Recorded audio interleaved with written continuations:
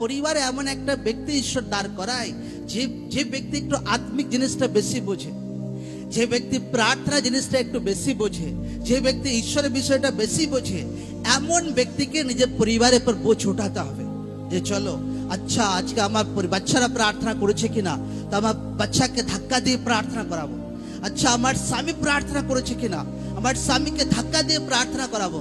আচ্ছা আমার ওয়াইফ প্রার্থনা করেছে কিনা, আমার ওয়াইফকে ধাক্কা দিয়ে প্রার্থনা করাবো।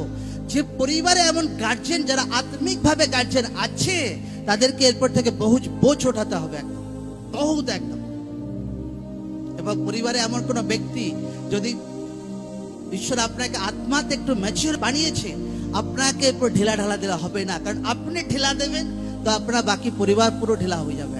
হর দিন আপনাকে তাদের পেছনে লাগতে হবে, যতদিন না তারা ম্যাচিওর না হচ্ছে। একদম বাচ্চাদের পেছনে, হাজবেন্ডের পেছনে, ওয়াইফের পেছনে অবশ্যই ভালোবেসে, ভাই ও লাঠি নিয়ে ঝগড়া করে নয় যে আজকে প্রার্থনা করা হয়নি, আজকে প্রার্থনা করতে হবে। বাচ্চারা প্রার্থনা করেনি, বাচ্চাদের প্রার্থনা করতে হবে। আচ্ছা এই সপ্তাহ উপবাস করনি, আচ্ছা এই সপ্তাহ উপবাস করতে হবে। হর দিন লোকরা নিজেদের পরিবারকে মেনটেন করুক। তো লোকরা এইভাবে মেনটেন করতে শুরু করবে যে হয় মাস পেরোবে, বছর পেরোবে, তো আপনার পরিবার, সেই ছেলে, সেই হাজবেন্ড, সেই ওয়াইফ পাকা হয়ে গেছে তখন আত্মাতে একদম। আমেন। একটা টাইম আসবে তাদেরকে আর ধাক্কা মারতে হচ্ছে না, তাদেরকে আর বারবার বলতে হচ্ছে না। তারা ম্যাচিওর হয়ে গেছে, তারা বুদ্ধিমান হয়ে গেছে, তারা নিজে যে প্রার্থনা করছে।